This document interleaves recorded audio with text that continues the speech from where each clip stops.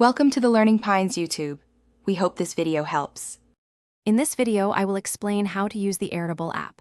Start by understanding Airtable's core components. A base is your entire project containing multiple tables for different data types. Each table holds records, which are like rows, and fields, which are like columns. This structure allows for flexible data organization, making it easy to track anything from customer lists to content calendars. You can invite team members to collaborate, ensuring everyone works with the most current information. To begin, open the Airtable app and select Add a Base. You can choose a pre-built template or start with a blank canvas. Next, create your first table, perhaps for tasks or projects. Populate it with relevant fields such as task name, due date, and status.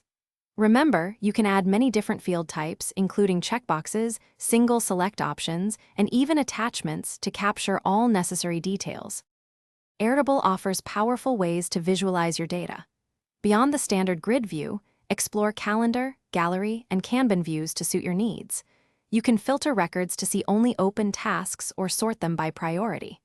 Automations are a game changer. For example, automatically send an email when a task status changes to done. This saves valuable time and ensures consistent communication across your team. Collaboration is central to Airtable.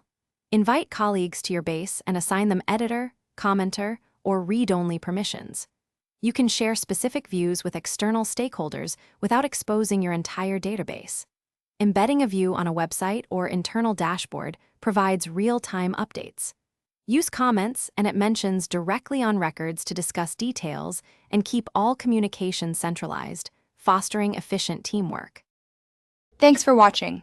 Consider subscribing if we helped you.